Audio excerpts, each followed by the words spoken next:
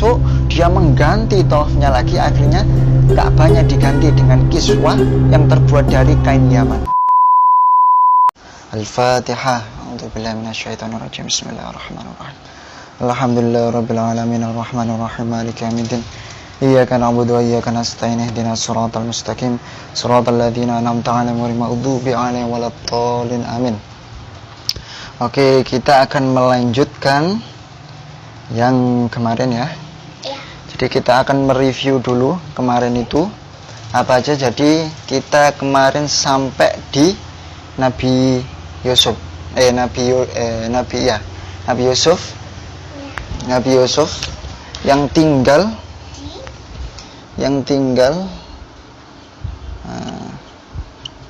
Nabi Yusuf yang tinggal di Mesir menjadi Perdana Menteri. Akhirnya Bani Israel menetap di Mesir sekitar 400 sampai 500 tahun. Nah, ini mereka menetap di Mesir dengan aman. Mereka menetap di Mesir dengan keadaan yang aman, dengan keadaan yang bisa dibilang anak emasnya lah ketika itu. Karena melihat Bani Israel meskipun orangnya gak gimana gitu ya, tapi mereka ini orangnya cerdas-cerdas. Jadi mereka ini melakukan hal-hal yang cerdas. Mereka ini cerdas banget. Oke, direview lagi kemarin. Jadi Fir'aun yang ketika zamannya Nabi Musa dan menjadi musuh Nabi Musa, itu namanya Walid bin Mus'ab. Walid bin Mus'ab ini. Nah, ini Fir'aun yang ketika itu menjadi musuh Nabi Musa. Jadi namanya itu Walid bin Mus'ab. Nah, ini. Jadi Walid bin Mus'ab. Nah, Walid bin Mus'ab ini sangat membenci Yahudi, orang Ibrani, karena pertama Fir'aun kemarin nanya ke para pendeta, ke para peramal ya kan. Dia tanya ke para peramal, besok kamu akan dihancurkan oleh orang-orang Ibrani. Nah, akhirnya Walid bin Mus'ab ini atau gelarnya Fir'aun,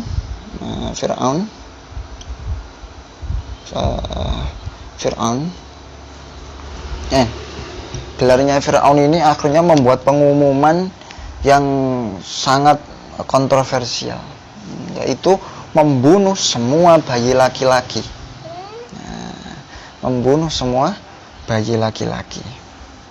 Lah, ketika itu semua bayi dibunuh dengan cara disembelih. Nah, ini kemarin apa? Sembelih itu bahasa Arabnya dabahun. Dabahun. Ini menyembelih.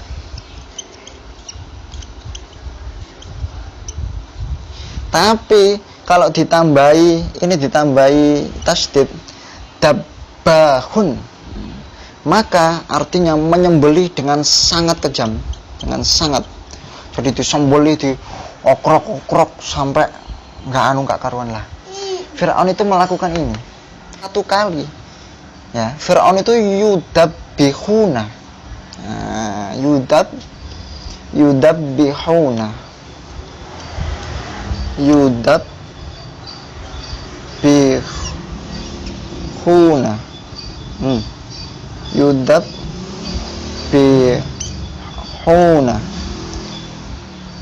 Nah, ini kan tunggal satu kali, ini jamak. Nah, jamak. Jadi artinya Fir'aun itu sudah berkali-kali, bahkan setiap ada bayi lahir di kalangan Bani Israel ketika itu langsung dibunuh, langsung disembelih dengan kejam. Nah, itu. Nah, ini. Kemarin kita menggali dari jalur anaknya Nabi Ibrahim ya. Ibrahim. Nah, gini kan. Nah, ini jalur kenabian Ishak dan Ismail. Ismail. Ishak dan Ismail. Kan ini kan sudah kita turunnya kemarin. Sampai kita menemukan yang namanya asal usul Bani Israel. Asal usul Bani Israel, yaitu Nabi Yakub. Yakub al-Israiliyah bin Ishaq as-Safiyullah bin Ibrahim al-Khalilullah. Iya. Itu. Nah, ini sudah selesai. Sekarang kita masuk ke Ismail. Kita nanti akan menuju ke Nabi Muhammad. Tapi ini masih panjang. Masih panjang. Ya, namanya Sirah Nabawi panjang banget. Nah, ini panjang. Nah, tahu kan ceritanya Nabi Ismail yang ditinggalkan di Mekah sendirian bersama ibunya Siti Hajar? Oh iya. Ya, tinggian Siti Hajar. Habis itu nggak ada air, akhirnya keluarlah air Zam-Zam. Nah, ketika air Zam-Zam itu keluar, kebetulan ada satu suku, namanya suku Jurhum. Suku Jurhum. Di sini. Jurhum. Nah, ini. Lah, suku Jurhum ini melewati Mekah. Dia melihat ada sumur Zam-Zam di situ. Zam-Zam yang muncrat. Nah, Zam-Zam. Dia melihat Zam-Zam dan ketika itu dia tertarik. Nah, suku Jurhum ini asalnya dari Yaman. Jadi mereka melewati jalur perdagangan biasanya ke Syam, ya. Ke Syam kalau petanya itu gini. Kalau nggak salah ya. Kalau jelek, nah gini. Nah, ini Yaman. Ini Oman, Yaman. Lah, Yaman. Terus ini Mekah, Ka'bah. Mekah. Ini Madinah. Nah, ini Syam. Untuk bisa ke Syam, mereka harus melewati Mekah dan Madinah. Oleh karena itu mereka kepapasan sama Nabi Ismail dan Siti Hajar ketika itu. Mereka kepapasan sama Nabi Ismail dan Siti Hajar. Mereka ternyata menemukan sumur Zam-Zam. Akhirnya mereka minta izin kepada Siti Hajar, Bu, bisa nggak kita tinggal di sini sama kalian untuk menikmati air Zam-Zam bersama? Akhirnya Siti Hajar mengizini. Oh iya, nggak apa-apa, supaya ramai, supaya nggak kita, karena Siti Hajar dan Nabi Ismail ini sendirian di situ. Dulu belum ada orang. Jadi Nabi Ismail ketika ditinggalkan oleh Nabi Ibrahim itu nggak ada orang sama sekali. Mereka ini penduduk pertama di Mekah, ya. Mereka ini penduduk pertama. Akhirnya ketambahan suku Jurhum. Suku Jurhum. Akhirnya Nabi Ismail ini menikah dengan wanita suku Jurhum. Menikah mereka suku Jurhum. Habis itu bapaknya Nabi Ibrahim datang ke Mekah untuk merenovasi Ka'bah. Ya kan? Nabi Ibrahim dan Nabi Ismail itu datang untuk merenovasi, bukan membuat loh ya. Jadi ingat, yang membangun Ka'bah itu bukan Nabi Ibrahim. Nabi Ibrahim dan Nabi Ismail itu hanya meninggikan pondasi. Jadi dulu itu Ka'bah itu masih belum ada apa-apa, masih kosong melompong gini. Lah, Nabi Ismail dan Nabi Ibrahim meninggikan bangunannya, ditinggikan. Dulu itu masih segini, masih pendek banget. Jadi sebetis atau seperut orang dewasa lah dulu itu, belum sekarang kan tinggi banget. Dulu itu masih segitu. Ini kamu belum tahu ya. Jadi Ka'bah ini sebenarnya sudah ada di situ sebelum mereka membuat. Mereka meninggikan Ka'bah, jelas. Akhirnya Nabi Ismail dipercayai oleh Nabi Ibrahim untuk mengurus Ka'bah.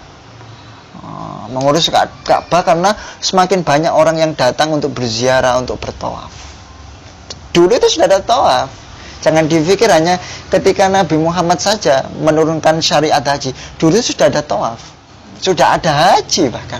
Tapi berbeda hajinya dulu sama sekarang. Nah, dulu itu masih murni. Ketika zamannya Nabi Ismail itu masih murni. Mereka masih mengikuti ajaran Nabi Ibrahim. Loh, terus habis itu kok ada ceritanya Ka'bah itu banyak berhala. Mereka menyembah berhala. Nah, itu nanti dulu. Itu ada hubungannya sama ini, Jurhum, nanti ada Khuza'ah. Tapi nanti dulu. Jadi dulu itu ketika Nabi Ismail, ya, Nabi Ismail menjadi pengelola Ka'bah, itu orang masih haji dengan normal, mengikuti syariatnya Nabi Ibrahim. Ismail punya anak, anaknya diserai Ka'bah, namanya Nabit. Nah, ini ada, kalau kamu baca buku ada namanya Sejarah Ka'bah. Nabit bin Ismail, dia yang setelah itu mengurus Ka'bah. Mengurus Ka'bah. Oke, paham di sini? Nah, mengurus Ka'bah, seret. Ini ya, tolong dicatat, diingatkan, seret. Sekarang kita akan membahas hal-hal di luar ini. Nah, ini tuh masih panjang sebenarnya sampai Nabi Muhammad panjang. Lah, di luar ini kan ceritanya masih di Mekah. Di luar Mekah apakah tidak ada cerita? Gimana kehidupan di luar Mekah? Nah, sekarang kita akan mengetahui hal-hal apa saja yang terjadi di luar Mekah selama Nabi Muhammad belum muncul. Belum muncul. Tadi kalau kita tahu, ya kan, ada petanya, ada Yaman, ada Oman, ada Syam, ada di tengah-tengahnya ada Mekah, Madinah. Di Yaman itu sebelum kelahiran Nabi Muhammad sudah berdiri kerajaan besar. Sudah berdiri kerajaan besar. Nah, namanya kerajaan apa? Namanya kerajaan Tubba.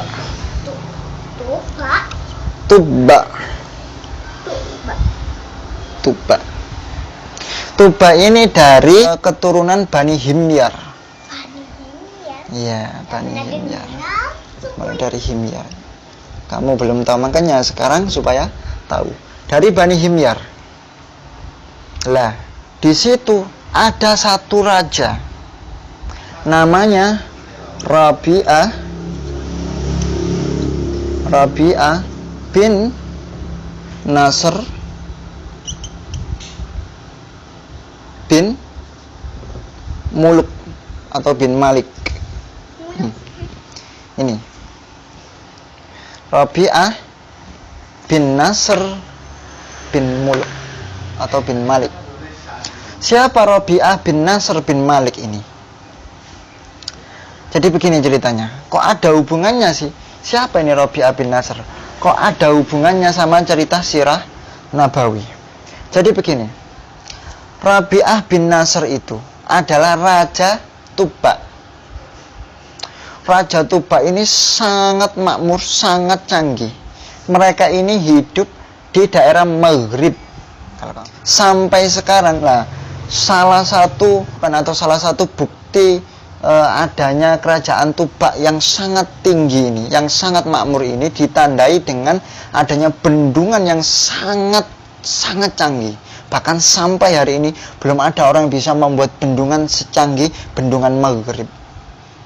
Namanya bendungan Maghrib. Bendungan Maghrib. Sampai sekarang. Coba kamu nanti kalau ada browsing bendungan Maghrib. Itu adalah salah satu situs peninggalan kerajaan Tubba. Nah, kerajaan Tubba yang sangat maju ketika itu. Bahkan sampai hari ini serpian bendungan Maghrib ini masih diteliti sama orang barat, diteliti sama orang luar itu, gimana ya mereka ini bisa membangun bendungan secanggih ini. Gitu. Emang apa kegunaan bendungan itu? Bendungannya tidak bisa hancur dengan apapun. Ada angin topan tidak akan hancur. Ada banjir bandang tidak akan hancur. Ada tsunami tidak akan jebol. Kuat banget. Itu. Hebat dari apa tuh? Nggak tahu. Kuasa Allah. Iya, Bendungan Maghrib. Lah, Bendungan Maghrib ini salah satu situs peninggalan Raja Tuba. Lah, kita akan kembali ke Rabi'ah bin Nasr bin Malik. Rabi'ah bin Nasr bin Malik itu bermimpi. Dia bermimpi sesuatu yang membuat dia ini gelisah dan galau. Akhirnya dia mengundang semua peramalnya untuk bisa menafsiri mimpinya ini.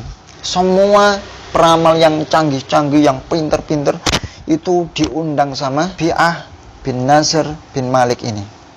Mereka semuanya diundang. Terus habis itu Rabi'ah bin Nasr berkata, "Wahai para pendeta, wahai para peramal, coba ramal mimpi saya." Nah, para pendeta menjawab, "Loh, mimpi kamu gimana?" Loh, nah, ini pinternya Rabi'ah bin Nasr bin Malik. "Aku tidak akan menceritakan mimpiku." Kenapa? Kalau aku menceritakan mimpiku, sudah pasti kalian adalah pembohong. Karena kalian hanya menerka-nerka. Kalau kalian bisa tahu mimpiku, pasti tafsiran kalian itu benar. Nggak ada yang bisa jawab ketika itu. Nggak ada yang bisa jawab. Akhirnya Rabi'ah bin Nasr bin Malik ini mendatangkan dua peramal atau dua pendeta dari bangsa Yahudi. Kalau dulu Yahudi itu masih baik karena masih berdekatan dengan Nabi Musa, ya kan? Masih berdekatan dengan Nabi Isa. Kalau zamannya Nabi Muhammad ke bawah kan orang sudah pikirannya sudah berubah, ya kan? Mereka jauh dari ulama mereka tidak mempedulikan kitab mereka. Tapi ketika itu pendeta-pendeta Yahudi masih pintar, istilahnya itu ilmu mereka masih suci karena masih belum dicampuri dengan hal politik dan lain sebagainya. Jadi mereka ini masih suci. Dua pendeta Yahudi itu namanya Shati dan Shit. Nah, Shati dan Shit ini adalah pendeta Yahudi. Mereka sangat keramat. Jadi mereka ini punya karomah, tapi mereka bukan nabi. Yang datang duluan itu Shati. Shit ini telat, nggak tahu. Mungkin dia beli gorengan dulu, beli OT-OT dulu. Pokok dia ini telat. Yang datang duluan adalah Shati. Shati langsung menghadap ke Rabi'ah. "Wahai raja, apa keperluanmu?" "Hei Shati, kalau kamu memang orang yang hebat dari orang Yahudi, sekarang tunjukkan kepadaku karomahmu. Sekarang tanpa aku menceritakan mimpiku, kamu tebak mimpiku apa?" Wah, Shati dibilang, "Oke, akan saya tebak." Shati menjawab, "Anda bermimpi, Anda melihat api yang muncul dari laut gelap gulita. Akhirnya api itu melompat ke atas dataran, dan api itu memakan seluruh apa yang ada di dataran itu." "Loh, kamu kok tahu?" "Iya, saya tahu." "Coba sekarang kamu tafsiri mimpi saya itu gimana?" Nah, saat ini mulai menjelaskan. "Mimpi Anda ini berarti bahwasannya orang di tanah lapang itu pertanda orang Habasyah." Tahu kan orang Habasyah kemarin? Orang yang berkulit hitam. Ya. Siapa nenek moyangnya kaum Habasyah? Anaknya Nabi Nuh siapa? Ham. Ham. Lah, orang Habasyah ini nantinya akan menguasai tanahmu. Jadi tanah Yaman ya akan dikuasai oleh orang hitam. Dan terbukti besoknya tanah itu akan dikuasai oleh orang-orang hitam. Makanya ada cerita Abraham yang menghancurkan Ka'bah, akhirnya dihancurkan oleh burung ababil, ya kan? Abraham itu orang kulit hitam, Abraham itu orang negro, kalau kamu tahu. Jadi jangan dibayangkan Abraham itu kulitnya putih, enggak. Dia itu negro, hitam kulitnya Abraham itu. Nah, Shati ini langsung menjelaskannya lagi. Terus gimana lagi? Lah, orang Habasyah ini akan menguasai tanahmu, tanah Yaman, tapi tidak pada masa jabatanmu. Jadi kamu mati dulu, ya, kamu nanti wafat setelah sekitar 50 tahun sampai 70 tahun, tanah Yaman ini akan dikuasai oleh orang Habasyah. Nah terus Rabi'ah bertanya lagi, loh, apakah orang Habasyah akan bertahan lama di situ? Tidak. Dia akan hancur, dia akan digulingkan oleh Nabi akhir zaman yang akan hidup. Ya, tapi Syati dan Syed belum bisa menyebutkan Nabi Muhammad. Mereka hanya tahu bahwasanya di situ besok akan ada seorang Nabi suci dari tanah Mekah yang lahir di antara kurma-kurma. Jadi di daerahnya banyak kurma. Orang Yahudi tahu benar, bahkan sebelum Nabi Muhammad mereka tahu. Tapi mereka tidak mau mengimani Nabi Muhammad karena mereka iri. Kok Nabi akhir zaman kok datang dari Mekah? Siapa Mekah itu? Nabi-nabi itu ya dari Palestina, nabi-nabi itu dari Syam. Gak ada nabi dari Mekah. Mereka cuma gengsi, bayangkan. Mereka tidak mau masuk Islam karena gengsi. Mereka tahu, bahkan mereka sudah meramalkan bahwasanya besok akan ada nabi akhir zaman yang datang dari tanah Mekah. Nah, lalu sampai kapan nabi akhir zaman yang akan memimpin? Nabi ini akan memimpin bersama umat-umatnya sampai akhir zaman. Jadi Nabi Muhammad akan memimpin bumi bersama umat-umatnya sampai akhir zaman. Lah baru cerita gitu, Syed datang. Mungkin dia sambil makan gorengan. Maaf, itu apa, Mbak Yem tadi goreng otot-ototnya kelamaan, jadi saya telat. Syed datang, tapi Syati sama Rabi'ah tidak memberitahu apa-apa. Jadi Syed ini akan dites lagi seperti Syati. Rabi'ah bertanya, Syed, saya punya mimpi, tebak mimpi saya dan tafsiri. Dia nggak tahu juga.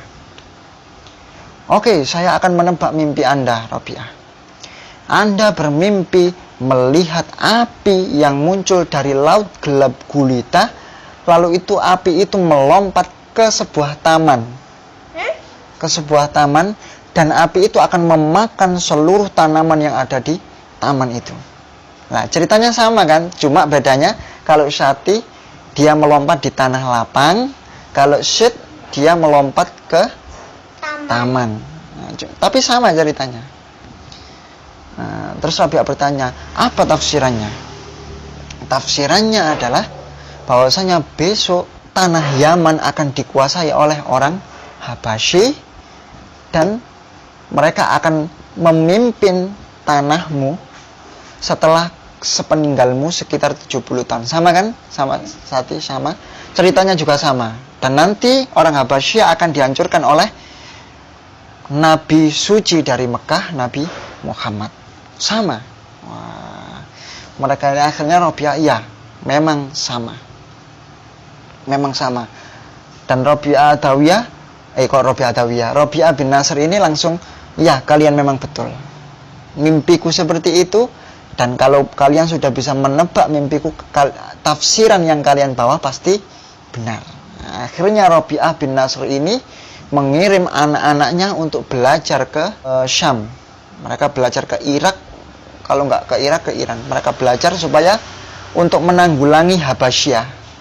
Orang Habasyah menyerbu Yaman. Gitu ceritanya. Nah inilah.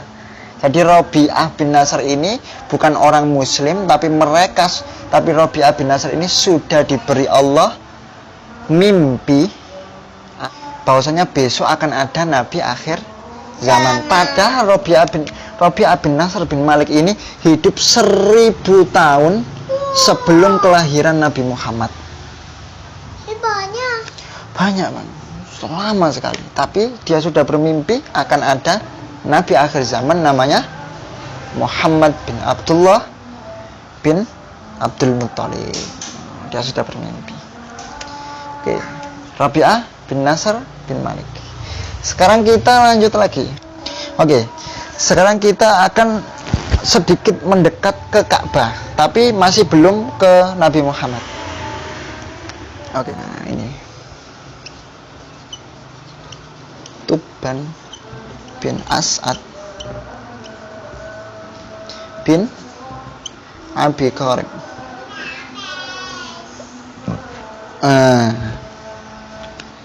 Ini juga orang Yaman. Raja Tuban. Tadi kan apa? Tuban sama. Lah, siapa Tuban ini? Kok tiba-tiba ada di sini? Kamu nggak pernah dengar ya Tuban ya? Tuban ini adalah orang yang pertama kali memakaikan kiswah. Tahu kiswah? Kain penutup di Ka'bah yang warnanya hitam itu. Tahu? Oh iya tahu Okay. tahu. Yang pertama kali memakaikan kiswah ini orang ini. Orang ini yang memakaikan pertama kali. Ceritanya gimana? Oke. Kita pakai peta lagi kayaknya. Yaman. Saya Haris kabar. Nggak usah. Syam. Makkah. Ini Madinah, ini Makkah. Yaman sama kayak tadi. Mereka juga melakukan perdagangan ke Syam. Tuban bin Asad. Tapi yang pergi ke Syam ketika itu bukan Tuban bin Asad bin Abi Qarib, tapi anaknya. Jadi dia dari Yaman ke Syam, melewati Madinah. Dia berteduh dulu di Madinah. Anaknya Tuban ini berteduh dulu sampai akhirnya entah gimana ceritanya, anaknya Tuban ini melakukan kesalahan di Madinah. Sampai anaknya Tuban ini dibunuh oleh orang Madinah. Tuban mendengar itu geram, marah. Akhirnya Tuban ini pergi ke Madinah. Nah, Tuban ini mau pergi ke Madinah dan mau berperang sama orang Madinah. Ketika akan berperang, ya, ada pendeta Yahudi lagi mengingatkan, Tuban, kamu itu hati-hati loh, jangan sampai kamu menyerang Madinah. Kenapa? Karena besok akan ada Nabi akhir zaman. Dan Madinah ini adalah tempat hijrahnya Nabi itu. Dan Nabi itu akan meninggal di tempat ini, di kota ini. Dan sampai hari kiamat Nabi itu akan dikubur di sini. Kamu jangan macam-macam sama tanah ini. Wah, itu.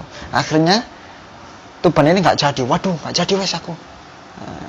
Nggak jadi. Akhirnya Tuban pulang.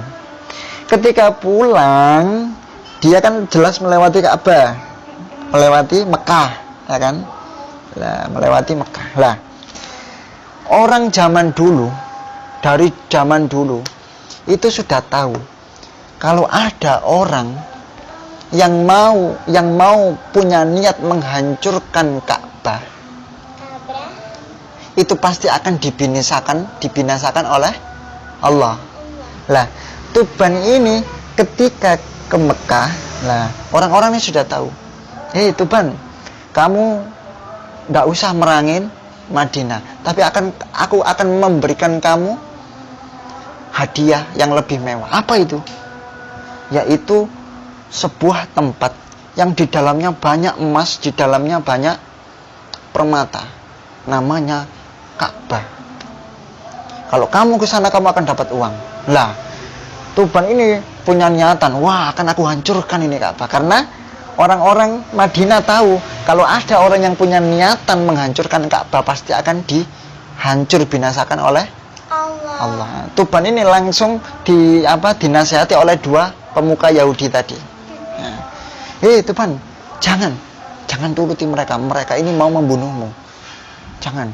Ka'bah itu adalah satu-satunya rumah Tuhan yang ada di dunia. Kalau kamu berani menghancurkan, Tuhan akan menghancurkanmu dulu. Kamu akan binasa dulu. Nah terus gimana aku ini? Gak apa-apa, kamu kesana. Tapi jangan pernah sekali-sekali punya niatan ingin menghancurkan Ka'bah. Terus gimana? Kamu ini aja. Kamu ikut tawaf. Jadi Tuban, besok kamu tawaf di sana. Habis itu hormati Ka'bah, muliakan Ka'bah. Pokoknya jangan sampai dirusak. Oke. Akhirnya Tuban masuk ke Mekah, dia tawaf di Ka'bah. Tawaf, dia menghormati Ka'bah, dia tahallul, dia memotong rambut, ya. Dia tawaf, Nah, Tuban ini menginap di Makkah selama 4 hari. Nah, selama 4 hari. Malamnya ketika Tuban ini tidur, dia bermimpi dia memakaikan kain di Ka'bah. Dia memakaikan kain di Ka'bah. Akhirnya besok dia membuat anyaman dari pelepah kurma, dari daun-daun kurma, di anyaman itu dikasih di Ka'bah. Itu kiswah pertama dari pelepah kurma. Jadi dulu itu masih jelek. Nah, habis itu tawaf lagi Tuban. Malamnya mimpi lagi.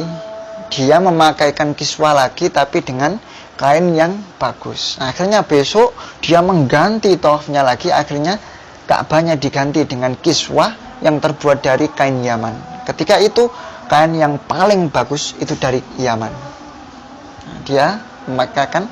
Jadi orang yang pertama memakaikan kiswah ke Ka'bah, ingat-ingat, Tuban bin As'ad bin Abi Karib.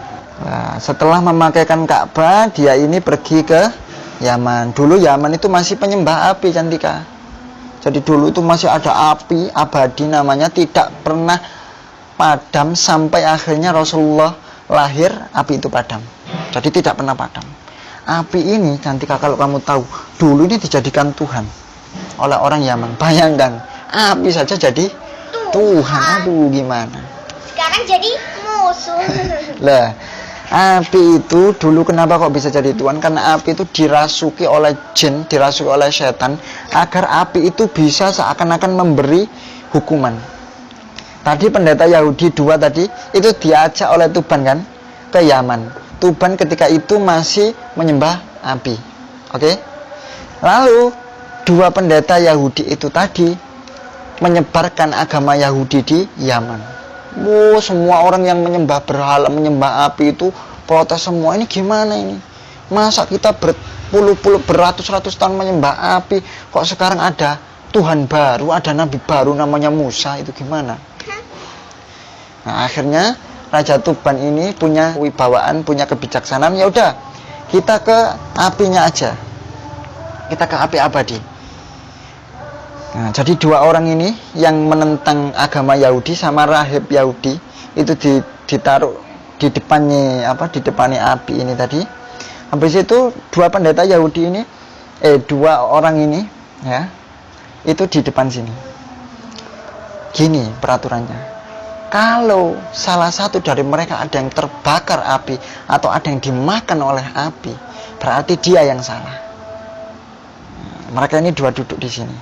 Ini orang-orang rahib, pendeta-pendeta Yahudi. Sini orang yang tidak menerima agama Yahudi. Ternyata api itu langsung melahap orang yang menyembah api itu, dilahap. Akhirnya sudah ketahuan bahwasanya yang benar adalah orang Yahudi. Akhirnya agama Yahudi, agama Nabi Musa tersebar di Yaman. Kamu ingat-ingat ya, itu bab apa aja, besok kita lanjutkan lagi, oke? Oke. Salawat 4 kali. Sallallahu ala Muhammad, sallallahu ala Muhammad, sallallahu ala Muhammad, sallallahu alaihi wasallam. Oke.